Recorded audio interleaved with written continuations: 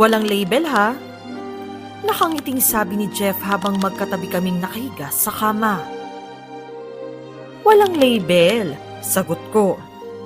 Sex lang, walang feelings. Sa una, sex lang talaga. Walang good morning text, walang good night calls, walang pakialamanan. Pero unti-unti, nagbago. Love Me Unfiltered presents. Hanggang kama lang dapat, pero bigla akong nahulog. Minsan sa kagustuhan nating sumaya, wala na tayong pakialam kung masaktan tayo o makasakit ng iba. Pero hindi ba pwedeng maging masaya lang? Ako nga pala si Lisa. Simple lang naman ang gusto ko sa buhay. Mag-focus sa career, magpayaman, maging masaya. Sa totoo lang, allergic ako sa commitment. Ayokong pumasok sa relationship dahil ang gusto ko, fun lang. Naniniwala kasi ako na kapag walang label, walang feelings, walang problema. Pero, nagbago yon nang makilala ko si Jeff. Sweet, charming, at sumasakay sa lahat ng trip ko. Nagkasundo kami sa setup na malinaw naman sa simula. Walang label ha? Nakangiting sabi ni Jeff habang magkatabi kaming nakahiga sa kama. Walang label, sagot ko. Sex lang, walang feelings. Sa una, sex lang talaga. Walang good morning text, walang good night calls, walang pakialamanan. Pero unti-unti, nagbago. Tuwing may problema o rant ako tungkol sa trabaho, siya agad ang kinukwentuhan ko. Napadalas din ang pagchat-chat at video calls namin. Alam mo, ang gaan mo kausap. Sabi ko minsan habang magkatabi kami. Ngumiti siya. Ganon talaga kapag komportable.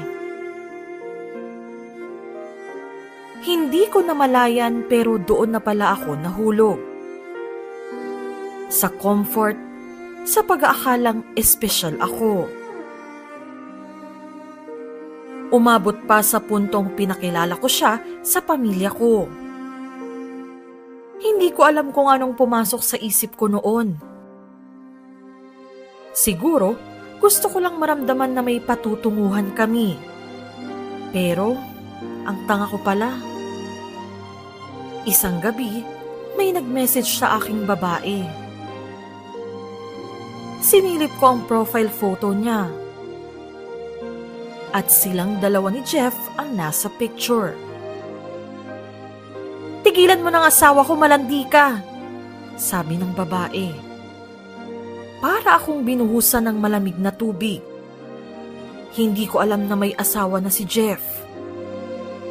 At lalong hindi ko alam na may nasasaktan pala sa ginagawa namin. Kinabukasan, kinumpronta ko siya. May asawa ka? Diretsyong tanong ko kay Jeff. Hindi siya agad sumagot. Tinitigan niya lang ako na para bang iniisip kung magsisinungaling ba siya. Hindi naman importante kung may asawa ako o wala, sagot niya. Hindi importante? Nanginginig ang boses ko.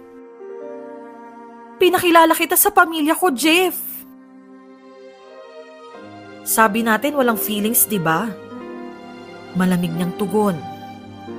Hindi naman kita pinaasa. Wala tayong relasyon. Sa'yo siguro wala. Bulong ko. Pero sa'kin, meron. Hindi siya nagsorry. Hindi rin siya nagmakaawa. Para bang inconvenience lang ang nararamdaman ko para sa kanya. Umuwi akong basag at tulala. Ilang gabi rin akong hindi makatulog. Paulit-ulit sa utak ko yung mga sinabi niya. Alam ko namang mali sa umpisa pa lang. Alam ko rin na wala akong aasahan. Pero minahal ko pa rin siya.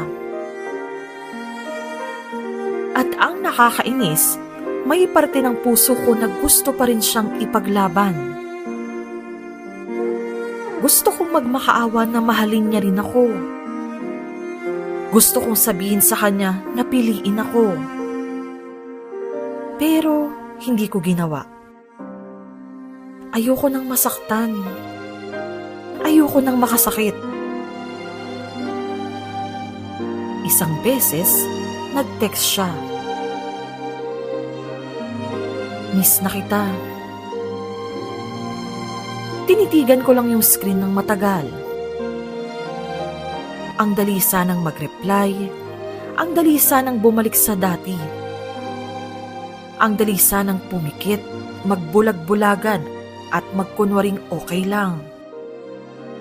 Pero sa unang pagkakataon, pinili ko ang sarili ko. Binlock ko siya. Dinilit ko lahat ng conversations namin sa social media. Inalis ko lahat ng pwedeng mag-ugnay sa aming dalawa. Aaminin ko, hindi madali. May mga gabi pa ring umiiyak ako. May mga araw na gusto kong bawiin ang desisyon ko. Pero paulit-ulit kong ipinapaalala sa sarili ko na tama ang ginawa ko. Ayokong maging kontento sa katiting na atensyon. Ayokong patuloy na masaktan nang dahil sa lalaking kayang magtaksil sa asawa. At kung may natutunan man ako sa nangyari, yun ay hindi kasalanan ang magmahal. Pero kasalanan ang manatili sa alam mong mali. Ngayon, pinipilit kong mag-move on. Kahit masakit, kahit mahirap. Babangon ako at magsisimulang muli.